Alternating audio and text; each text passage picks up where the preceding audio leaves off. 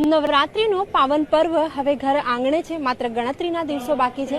એવામાં જે ગાંધીનગરમાં આવેલી જે રૂપાલની પલ્લી છે તેને કઈ રીતે ભૂલી શકાય, કારણ કે પાવન પર્વ ખૂબ ઉત્સાહથી ઉજવવામાં આવે છે। કહેવામાં આવે છે કે પાંડવો દ્વારા માતાજીની સોનાની પલ્લી બનાવીને સર્વપ્રથમ યાત્રા યોજવામાં આવી હતી અને એવું પણ કહેવામાં આવે છે કે જે પણ આજે પલ્લીમાં આવીને માતાના આશીર્વાદ મેળવે છે, જે બાધા રાખવામાં આવે છે, પલ્લીના દિવસે લીધેલી માનતા બીજી પલ્લી પહેલા પૂર્ણ પણ થઈ જાય છે। અત્યારે સૌ ગામજનોમાં પણ એટલો જ ઉત્સાહ છે। ગામમાં સાફ સફાઈની શરૂઆત થઈ ચૂકી છે, કારણ કે હંમેશા જ્યાં પણ ચોખ્ખાઈ હોય છે ત્યાં જ પ્રભુતાનો વાસ હોય છે ને એ જ ઉદ્દેશ્ય સાથે, એ જ મહાત્મા સાથે તમામ જે લોકો છે આગળ વધી રહ્યા છે અને જે રૂપાલની પલ્લીનો જે પાવન પર્વ છે એની ઉજવણીમાં સૌ કોઈ ભાગીદારી કરવા માટે આગળ આવી રહ્યા છે। કેમેરામેન તુષાર શાહ સાથે સપના શર્મા, ઝી 24 કલાક, ગાંધીનગર।